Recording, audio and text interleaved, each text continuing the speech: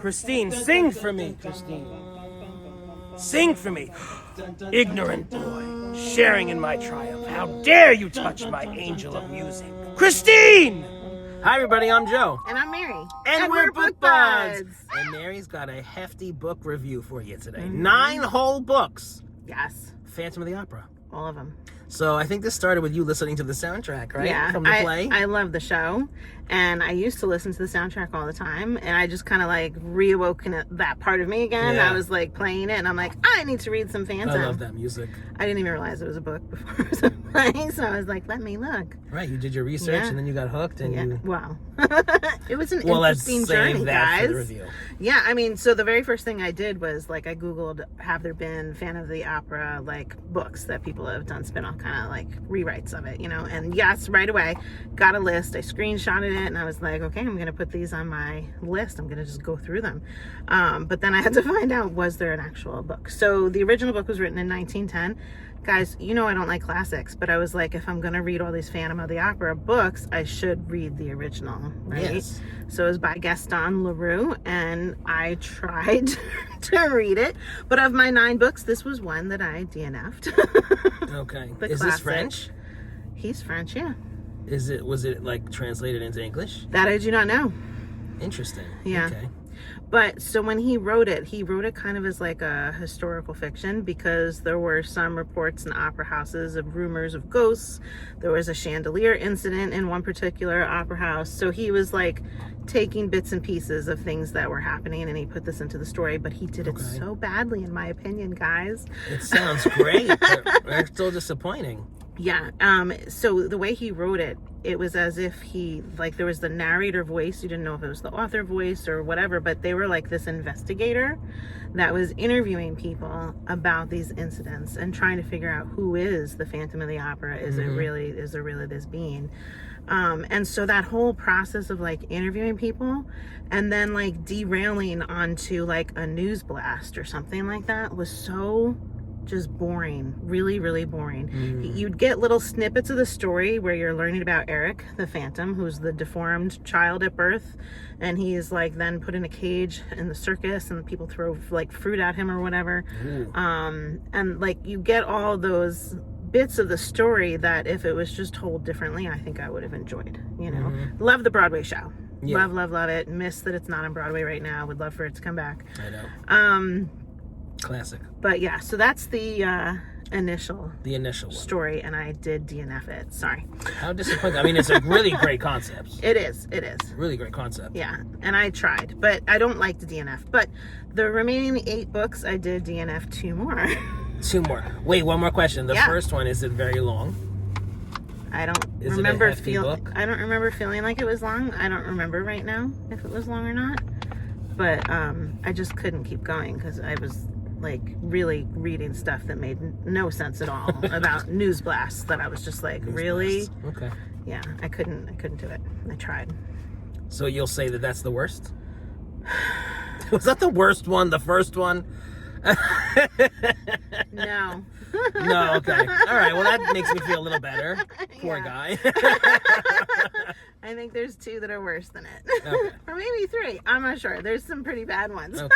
All right. I have a couple I love, so stay tuned to hear the ones that are the best. But yeah, there were a couple that were not so great, which blows my mind because when I Googled and I was like, what books should I read because I want to read about Phantom of the Opera, they listed all these, including the garbage. Why would Google tell me to read the garbage? They don't know. Yeah, they really don't know. They don't. So I'm going to tell you so you don't read the garbage, okay, guys? That's what we're here for. All right. So as I talk about each book, I'm going to look at how much did I like the book and how much did they really reference Phantom of the Opera, because I kept listening to this music over and over continuously as I was reading. So like I have the lines from the Broadway show in my head, and like some of the books have those lines in the books. It was great, you know. Fun. Some of them did not. All right, so Of Metal and Wishes by Sarah Fine. So this is about a 16-year-old girl who her dad works in some slaughterhouse and he's like in a medical clinic of the slaughterhouse. I DNF'd this pretty quickly because I was like, what is this? Like, this what is does this not have to do with it? Yeah. Doesn't feel like an opera house. I could not get into the story. she goes and like has this vibe that there's like a ghost in the slaughterhouse. Like people talk about the ghost in the slaughterhouse, and she makes a wish against somebody that embarrassed her or something like that. And it was like a brutal kind of wish, and then this ghost like carried that out and then is watching her the way that the Phantom would watch Christine Daae and like whatever else, right? So I understand it has a flavor of Phantom of the Opera, but I was like, just instantly I'm like, this is not the book I want to read. Yeah. I didn't like it, so I DNF'd it pretty quickly. Okay, so didn't like it and didn't have a lot of Phantom stuff in it. Okay, so then the next one I'm doing before one that I DNF'd, because I read this one completely, but it was just really bad, and I should have DNF'd it. Oh, okay. So when I started my journey, books that I picked up earlier, I had more of a chance of like actually completing the book if it was like not great. But as I moved on and they were towards the end of my reading, if they weren't great, I was like, no, I'm done with you. Yeah. Okay. Yeah. So this is Phantom of Manhattan. Ooh. By Frederick Forsyth. Ooh.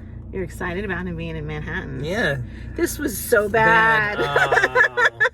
It was really poorly written. Come on, Frederick. It was basically the same exact story that our Gaston Leroux had written. It's as if this person just repenned it and was doing the whole interview process again, interviewing the woman that saved him from the circus and whatever. But the thing that he changed was that he then had her bring him to Manhattan to like escape and go into hiding. Okay. And in Manhattan, he left the opera house and whatever, and he goes to Manhattan, and he's like a businessman. And it gives you like an ending to the Phantom of the Opera that you don't have, okay, in other stories. But it's really dumb because the Phantom is so like deformed, and he's so in love with Christine Daae, right? And like, it's all happening in the opera house with the music and everything else. But no, we're just going to take him out of there. We're going to make him a businessman and be like really business savvy and be able to like work behind doors like Oz, and have like a man that goes and does his interactions for him and whatever. Stupid.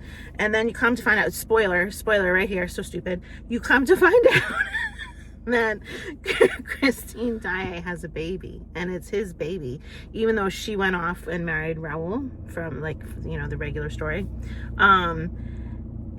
And they go so far as to say they know that it's not his baby, Raoul's baby, because he was emasculated and not able to perform sexually at all. So I'm like, okay, why are we putting that in this book? Right. And then now the Phantom has a child. And this is how we wanted the story to end in so Manhattan. Confused. That's so weird. Like, what's going on? Very weird. Yeah. Very strange to me that it was so carbon copy Yeah. of the original. But like, then they make him a businessman. Yeah. And then go into all that with the kid. Yeah. Did you watch the movie? No. I wish you watched the movie. I should have. For this. Can you watch it tonight? And then wear the shirt again tomorrow? No. What platform is it available on? I don't know. But I mean, it's an older movie. Meaning like it came out, I don't know, 15 years ago? Yeah. One of my friends love it. I don't know. I feel like you need to do that to complete this. I mean, I'll watch it, but I think I can complete it without that. Yeah, I'm just very interested in how it would compare. Yeah. If it's similar to the Broadway show, I'd probably like it. It would make me happy. It's like, I think it's like along those lines. Yeah. It's like, it's the Broadway show movie-ized. Just movie. Yeah, I'd be fine with that. Yeah. So I'm just going to say I like it. You like it. But you should watch it for yourself. I should watch it. All right, so the next one, Roseblood by A.G. Howard. So this was number 5 in a series. I did not read 1 through 4. Number 1 was called Splintered, and it's about Alice in Wonderland. So each one is a different retelling. Okay, so I did not feel like I needed to read the others. But if anybody has read this author and you think I DNF'd this unfairly, please let me know, because maybe I did need to read the others in order to like this one. Well, were you lost or? I wasn't lost at all. I'll tell you why I DNF'd it in Let's a hear minute.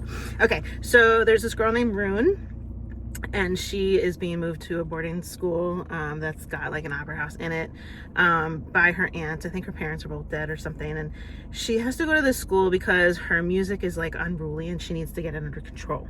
Okay. And her aunt is kind of like evil, and her grandmother apparently has been trying to kill her. So, the grandmother's in prison after a fire, but she comes to realize the fire was with the intention of trying to kill her. Whoa. So this sounds really good, right? setup. Yeah.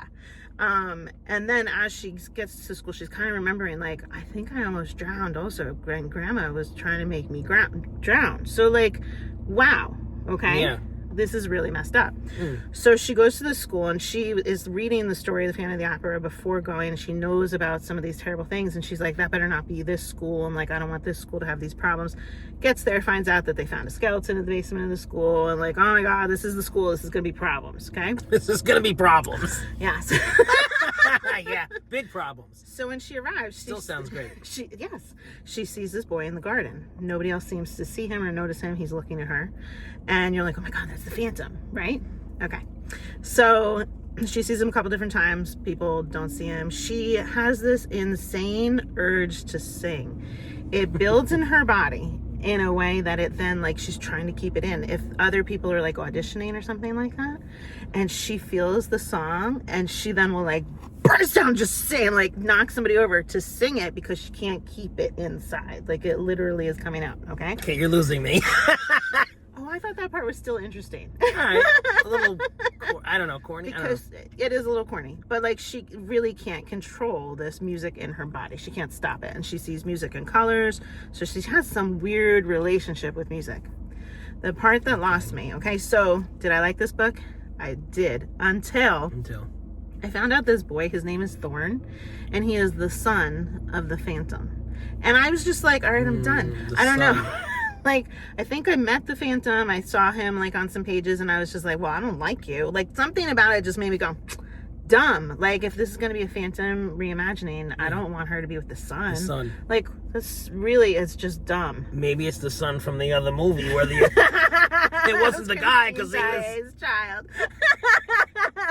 It probably was. It was, yeah. But I was like, ugh, I'm done. I don't know. Something about it just was like, no, I'm over this story. So I did feel like there were good Phantom elements, and maybe if I had stuck with it, there would have been more good Phantom elements. Yeah. But it just felt so cheesy at that point that I was like, no. So you DNF'd this one? I DNF'd it. All right. It's the last one I DNF'd. I read the rest of these. All right, so next we have Where Dreams Descend by Janella Angeles. This one had nothing to do with the Opera House, so that was a negative for me. It was a magician competition, and like mostly men were magicians, but this woman had skill and she wanted to go to the competition. And when she went, this other magician that she like left behind was like escaping. He would like appear in the mirror and be like tutoring her, but also like controlling her and like scaring her. And so that's the part where it's like Phantom of the Opera, because that's what he would do. You know, he was teaching. And so this magician is like teaching and controlling and all of that. So it has the same vibe, but not enough to give it like lots of Phantom nods, you know, that I'm like, you know, yay, Phantom. Yeah. It was just a magician competition. Okay. And if I had read this without thinking about those things and having this expectation, it would have just been an okay book, you know? Yeah. But reading it with this expectation, I was like, ugh. I didn't love it because of that. This is not going well so far. One more that's not so great. One more. Then it'll start to get a little bit better. Okay. Unmasked by Colette Gale. Do you know Colette Gale? Have you ever heard this name? Have you guys heard of Colette Gale? If you have, we have to chat because I have questions. So it started out with an exact retelling of the play. Like exact. But it was fun because you have like modernized like approach. It's got this dark romance vibe, and you're like, "Ooh, this is really fun." Yeah, that right? sounds good. It was very spicy. You have your first interaction between the Phantom and the character that's Christine. I don't remember if her name was Christine or not. It probably was. A lot of the books kept the name. The first interaction, she's like out on stage and like gets tied up, can't see the Phantom. He's touching her, and it's like it's very hot scene. So like it sets up the book is going to be like super spicy, but like Phantom of the Opera galore, right? Because you have the exact same story, but just like throw in a whole lot of like spicy stuff. Oh wow. So I was disappointed as it continued because it just started to turn. So I don't know if Colette Gale does this, if this like is this the way she is. It started to get like really brutal and really like just like overwhelmingly uncomfortable for a lot of the characters. So there's this other character that Christine is like competing for the soul, like the lead and things like that. So that character in this book, she's like a dominatrix, and she is like, for whatever reason, the book is written as if we're reading Christine Daae's diary. Okay. But now we are following the sexual escapades of this other woman as she's like whipping people and whatever else. And that's fine. Okay. Absolutely fine, until they all kind of like get taken out of their comfort zone, strapped down by like really bad guys, put in devices that are like really unnatural and like not heard of in like the normal world, you know, and really brutally like sexually assaulted. As the book continues, I'm just like, why are we doing this? Like, you started so hot, you started so strong, and you took this book and like filled it with all sorts of like yummy stuff like that, and then you just like destroyed it with this really brutal, sadistic, like terrible, forceful, bad stuff, you know? Sounds like two different books. Yeah, it just like, it turned at some point, and I was disappointed because I really was loving the beginning of the book. It was fun and steamy. And the references to Phantom are like through the roof, like the quotes and the characters, the story, everything. It's like amazing. And there's even like, they take a kind of like twist towards the end to have like more of a drama thing happening, but the bad guy's just super real bad and like really just disgusting. It was not needed. It could have been such a great book if you could take that layer of disgustingness out. Yeah. So I think someone who would have done a really great job doing this Phantom retelling with the spice is our sex book that we like.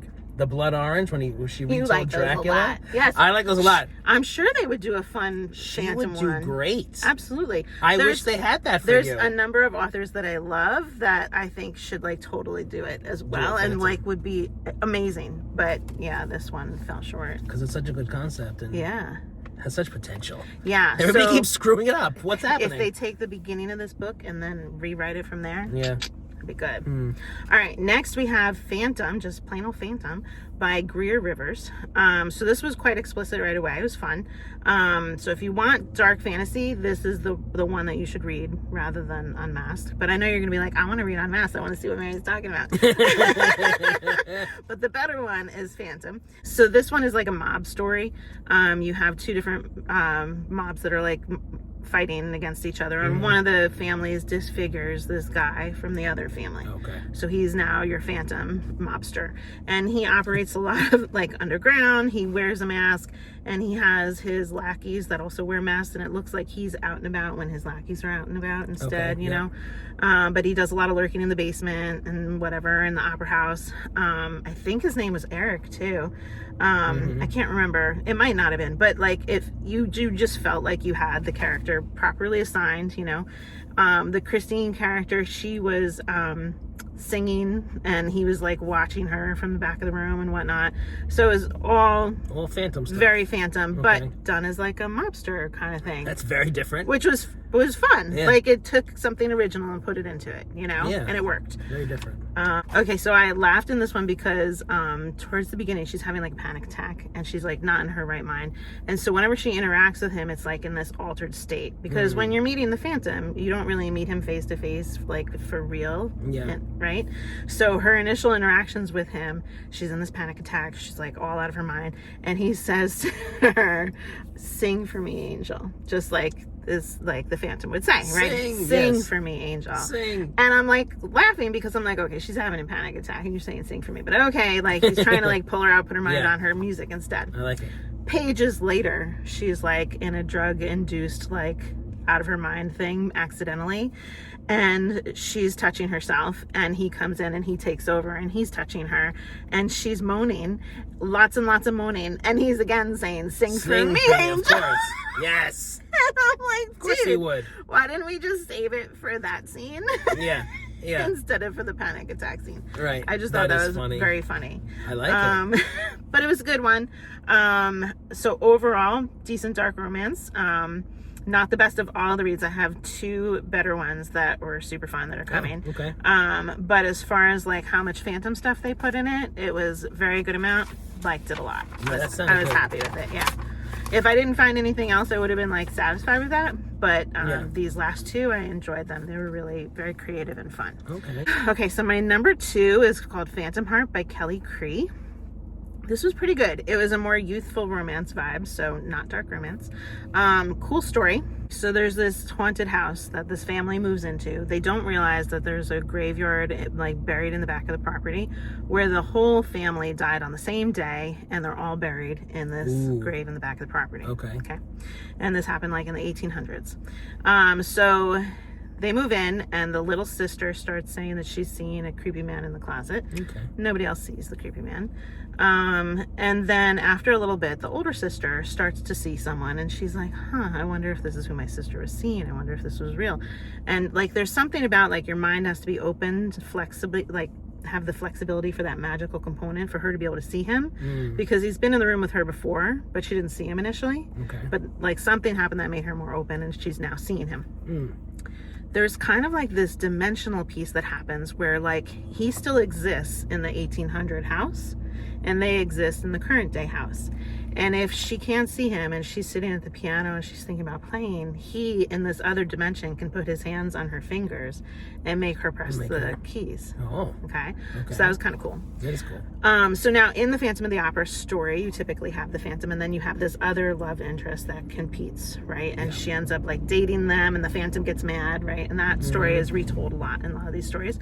So this other character is a boy at school who likes ghost hunting, and he knows that this house is haunted, and he's like the one that tells her like, hey, something really bad happened there, you don't know this. And she's like, oh my god, the builder didn't tell us, how did we not know this? And he's like, I want to get in that house. And she thought he was like flirting, but he really just wanted to get in that house. And he has a team of friends that they actually legit are like ghost hunters. Okay. Totally. It had that vibe. Yeah. So it turns out later on they do end up like liking each other and dating and whatever else. And this makes the Phantom very mad. That whole dynamic happens. They did a great job with like, even though this story is so different because it's a haunted house, we still have the musical component because she's sitting at the piano. I think there's some singing. I can't remember, but I think it was mostly piano stuff, and like he was composing music and she was playing it. So like I feel like for me, you need that music piece to it. Because you have to have the Sing for Me Angel, you know? Yeah. You have to be creating the work that Phantom wants you to be doing. And like having all the characters was super fun, but it was very cool that it was in a different story completely. So I got to read a cool story. So I liked the story, and I got to have a bunch of good feels from Phantom of the Opera. So it was like a good marrying of both of those things. Does that make sense? Yeah. This one sounds wonderful. Yeah. So I really like this one a lot. Does the boyfriend hunt the Phantom? He does hunt the Phantom. Like, it gets tense. I think somebody ends up like in the hospital and whatever. The dad's so the Phantom can visit them in their dreams, and he visits the dad in his dreams, and he's showing him images of what the house used to look like. And the dad's like, I have to remodel this house. Like, we have to restore it. I want it to look this way, because the Phantom wants it to look that way. You know, so he's like controlling many people throughout this whole thing. Cool. It's very cool. I like it a lot. Yeah. So that was your second favorite. It was my second favorite. It was a little more on the youthful end of the YA. I like to read a little bit more of an adult end. Yeah. But it was fun. Okay, so my favorite one. Favorite. This one was really good. Let's hear it. Sing Me Forgotten by Jessica Olson. Okay, this was so different, but yet opera and everything wonderfully, okay? Okay. So we have a female Phantom. Oh. Okay. And she's hiding in the opera house, and she is called a gravois. Okay, it's a different name, and she has the power to reach into people who are singing and manipulate their memory while they're singing.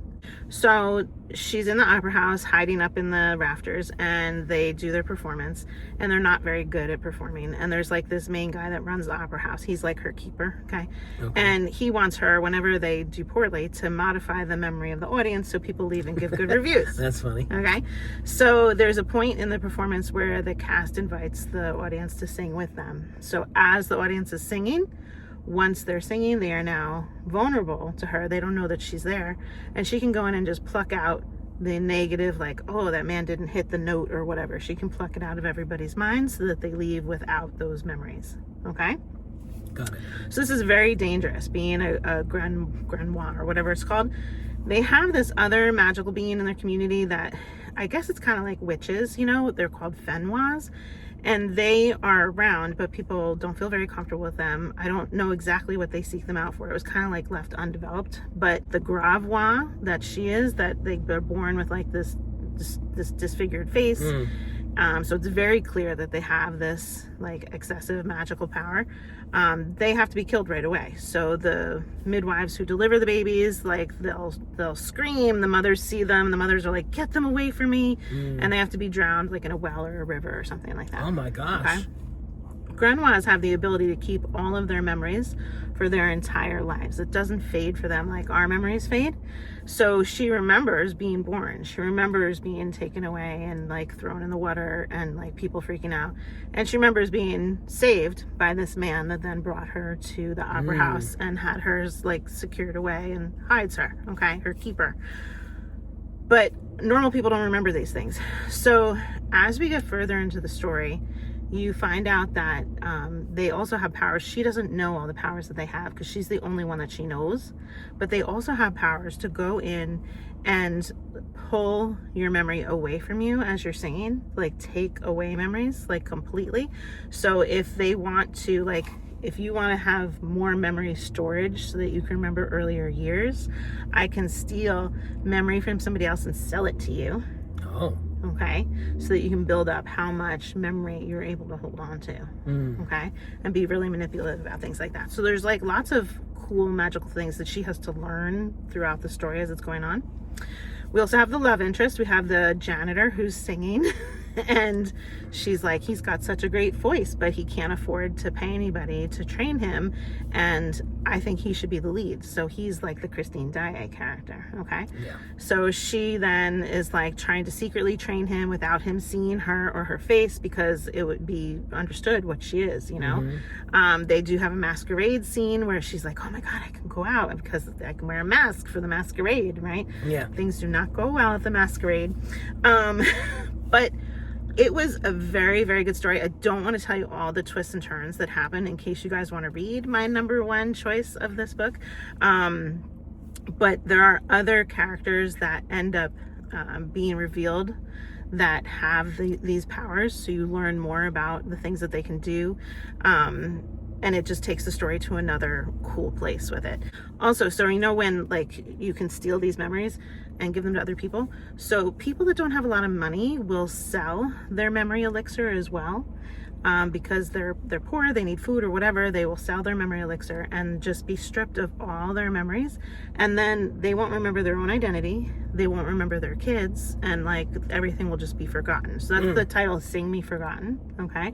And so you have these kids that are just like left in the street with nobody to care for them, and they're called the forgotten children because their parents were so poor that all their memories were taken and sold. And now these kids have like, they're like, Mom, I need food, and they're like, get away from me, I don't know who you are. Aw. Right? That's terrible. So very interesting world that it's set up. I feel like it was like nothing that I had imagined, but yet threw so much Phantom of the Opera stuff in there. You know, she's watching him singing from the rafters, just like the Phantom would.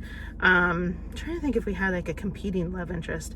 I feel like the Keeper was kind of like a competitor in some ways, but he had some bad stuff about him. Very interesting dynamic with him, where that's like a too much of a spoiler, I'm not going to tell you. And there's definitely like, you know, Sing to Me Angel, those kinds of vibes happening throughout it. Like I felt Phantom, and I had a great read.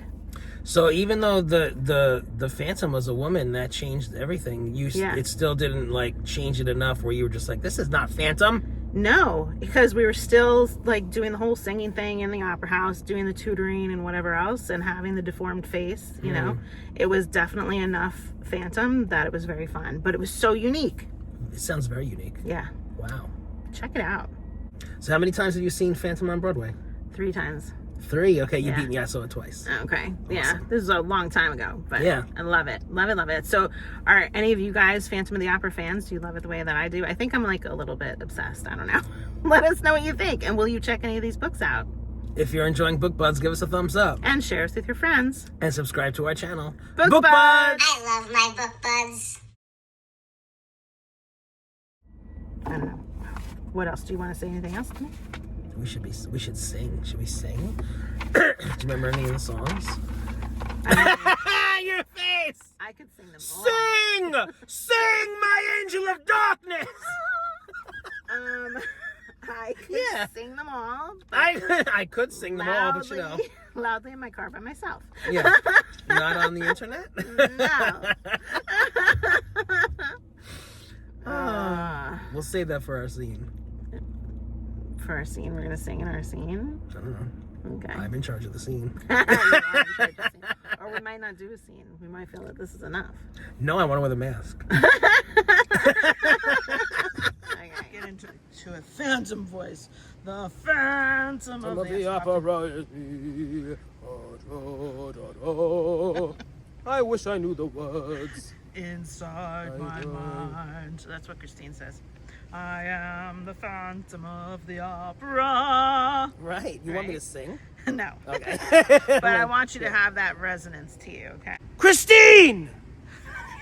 There's people watching.